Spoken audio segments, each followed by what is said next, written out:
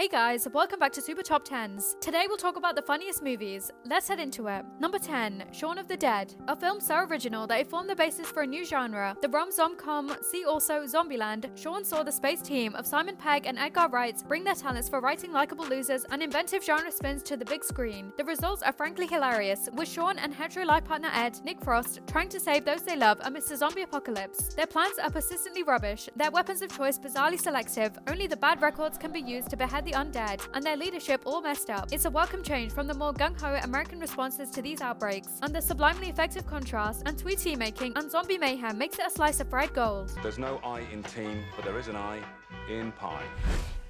There's an I in meat pie. Number 9, Dumb and Dumber. Peter and Bobby Farrelly announced themselves as a comedic filmmaking duo to watch with this unrelentingly silly road trip meets buddy movie. The big secret weapon for the directors first showcased here in the friendship between inveterate loons Harry Dunn, Jeff Daniels, and Lloyd Christmas, Jim Carrey, is the ability to sneak real heart into the mix of fart gags and gurning. Inspired by silent movie stars, check out first names of those two leads. The Farrellys seriously tinkered with Bennett Yellen's first draft of the script and created two idiots for the ages. Even if their original first choices, Nicolas Cage and perhaps surprisingly Gary Oldman, passed, they found the perfect leading men in Carrey and Daniels, and we mean that as a compliment. Uh-oh. What? What's the matter? You spilled the salt. That's what's the matter. Number 8, Borat. Bringing the second of his three popular personalities from the Ali G show to the big screen, opinion-splitting comedian Sacha Baron Cohen scored a hugely successful mega hit with this lengthily titled Opus Opus. Borat, Cultural Learnings of America for Make Benefit Glorious Nation of Kazakhstan, that's probably best referred to simply as Borat. Having learned a few lessons from Ali G in the house, Cohen wisely returns to interacting with real people who are unaware they're talking to a film character, with a semi-improvised style both revealing the hidden side of the American mindset and yielding hilariously discomforting moments. The movie's instant impact was such that when it was first released, you couldn't turn around without hearing nice or high five. Number 7, The Naked Gun. The 6th episode of Police Squad could have been the last we saw of Lieutenant Frank Drebin. Cancelled by ABC, reportedly over fears that it required the audience to pay too much attention, the show languished for 6 years before it was resurrected for this, the first of 3 films. As with Zucker Abrams Zucker's Paris Airplane, the biggest joke is the dead seriousness of Leslie Nielsen. Here, however, he's finally and gloriously center stage, spouting ludicrous hard-boiled cop cliches as chaos reigns around him, much of it chaos of his own making. Props too to George Kennedy and Priscilla Presley as, respectively, Drebin's long-suffering boss and newly put-upon love interest. These days, though, it has to be said that the presence of O.J. Simpson as Nordberg feels bloody weird. Priscilla Presley, a woman who really cooks. How hot and wet do you like it?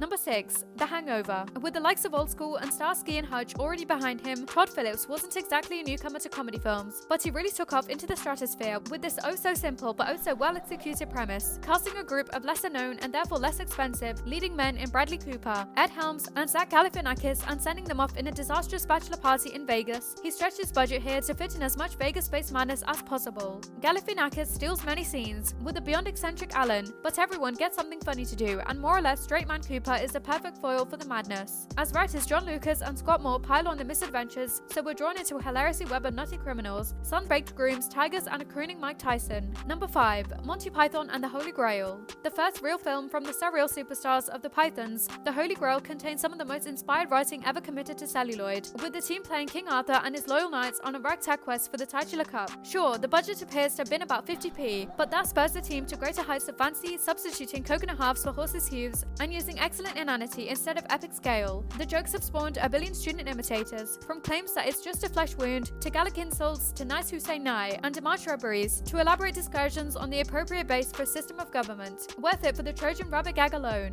Number 4, Life of Brian. Hailed by many as the pinnacle of the surrealist troupe work, Monty Python's Life of Brian is a contender for the greatest comedy ever made, although it clearly doesn't quite make the grade for you lot. The film famously came into being when Eric Idle flippantly announced at a press conference that their next project will be called Jesus Christ, Lust for Glory, despite blasphemy allegations from the Catholic Church and funding issues, until Python fan George Harrison stumped up the cash simply because he wanted to save the movie. The Pythons pulled together an irreverent feast of clever allegory, sharp satire, and in-depth discussions of Latin grammar as it applies to anti-Roman graffiti. In those days, getting stoned wasn't against the law. It was the law.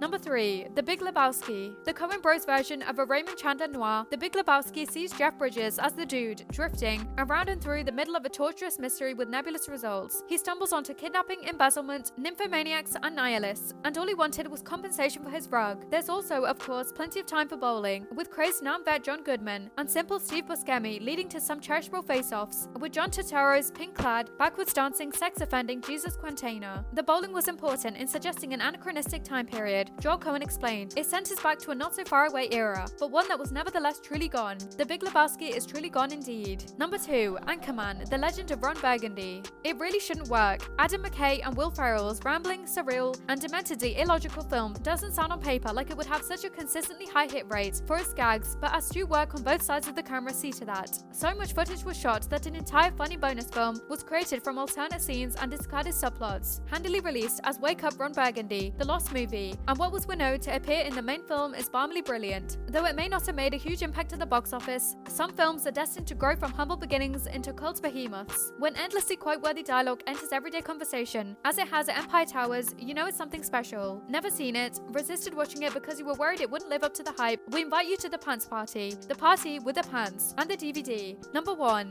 Airplane. Zucker, Abrams, and Zucker's magnum opus is pretty much unchallenged at the top of this list. It's easy to see why. The filmmakers were ruthless, playing numerous rough cuts of the film to college audiences, and excising anything that didn't get a big laugh. The streamlined disaster movie riff that is left then is pure quadruple distilled comedy, with a gag rate of about 3 hilarious jokes per minute, and a perfect mix of surrealism, wit, parody, and inspired physical gags. It's inspired approximately 1 billion quotes and homages in the 30 years since it first hit screens, and still hasn't ever been equal to by its many imitators. Looked like it paid off for the ZAZ team to kill so many of their babies. Comedy like this is a seriously tough business. This brings us to the end of our video. I hope you enjoyed it. Hit like if you did, and don't forget to subscribe to our channel so you don't miss out on any of our videos in the future. Also, watch the 2 videos that are on your screen because I'm sure you'll love them. With that, I'll see you in the next video.